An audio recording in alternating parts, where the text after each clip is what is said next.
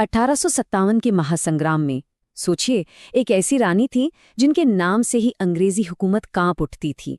जी हाँ, आज हम बात करने वाले हैं झांसी की रानी लक्ष्मीबाई की, और उनके उस अदम्य साहस की कहानी सुनेंगे जिसने सचमुच इतिहास का रुख ही मोड़ दिया था।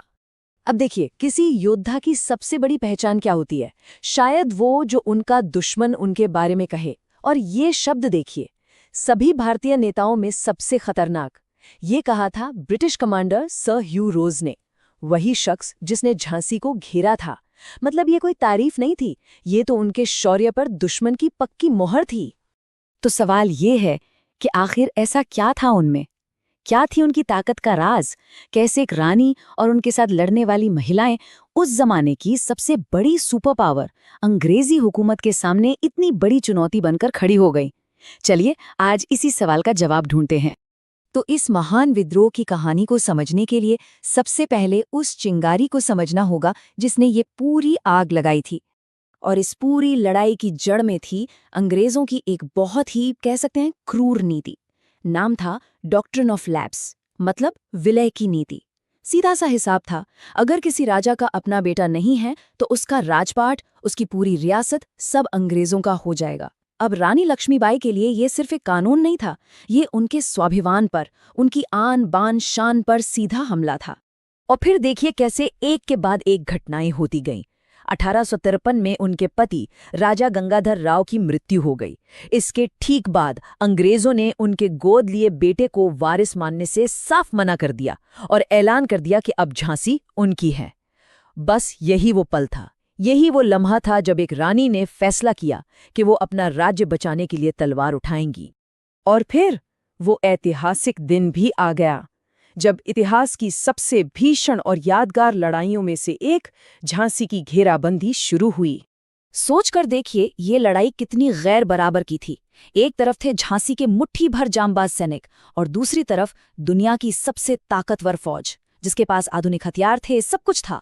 घेराबंदी शुरू हुई जब रानी ने सरेंडर करने से साफ मना कर दिया। कई दिनों तक अंग्रेजों की तोपें किले और शहर की दीवारों पर आग उगलती रहीं, लेकिन झांसी के रक्षक डटे रहे। तात्या टोपे ने भी 20,000 सैनिकों के साथ मदद की कोशिश की, पर वो भी नाकाम रहे। और आखिरकार ब्रिटिश सेना शहर की दीवारें तोड़ने में कामयाब हो गई। इस लड़ाई का नतीजा बहुत भयानक था। झांसी के करीब करीब 5,000 लोग, सैनिक और आम नागरिक शहीद हो गए। ये सिर्फ एक नंबर नहीं है, ये उन हजारों परिवारों की कहानी है जिन्होंने आज़ादी के लिए अपना सब कुछ न्योछावर कर दिया। शहर पर अंग्रेजों का कब्जा हो चुका था, लेकिन रानी का संघर्ष वो अभी खत्म नहीं हुआ था। अब कहानी के उस हिस्से पर चलते हैं जो शायद सबसे ज्यादा मशहूर है, रानी का किले से पलायन।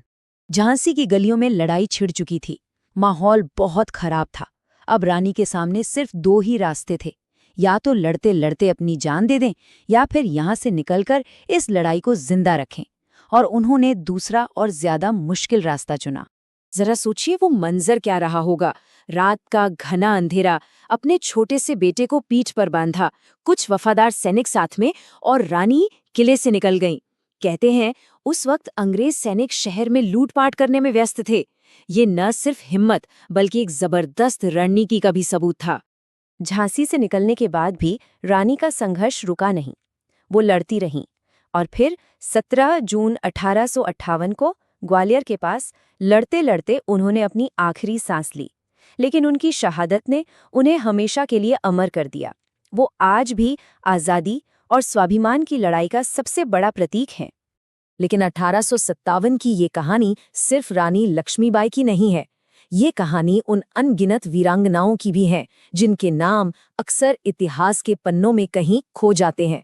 हमें ये याद रखना होगा कि ये वो दौर था जब समाज में महिलाओं की भूमिका सिर्फ घर तक ही सीमित मानी जाती थी। लेकिन 1857 के इस विद्रोह ने इन सारे नियमों को, इन सारी दीवारों को तोड़ दिया। रानी लक्ष्मीबाई के अलावा भी कई नायिकाएं थीं, जैसे अवध में बेगम हजरत महल जो लखनऊ की रक्षा के लिए लड़ी। झांसी में ही झलकारी बाई थीं, एक ऐसी सैनिक जिन्होंने रानी को बचाने के लिए उनका वेश धर लिया। कानपुर से अजीजन बाई जिन्होंने विद्रोहियों के लिए खुफिया जानकारी जुटाई। और इनके अलावा गांवों में न जाने कितनी औरतें थीं जो खाना, पनाह और जानकारी देकर इस लड़ाई में मदद कर रही थीं। तो आखिर इन सभी वीरांगनाओं के बलिदान से हमें क्या मिला? उनकी विरासत आज क्या मायने रखती है? इनकी विरासत का सार एक ही शब्द में है, प्रतिरोध। ये सभी महिलाएं जुल्म और अन्याय के खिलाफ खड़े होने का एक जबरदस्त प्रतीक बन गईं।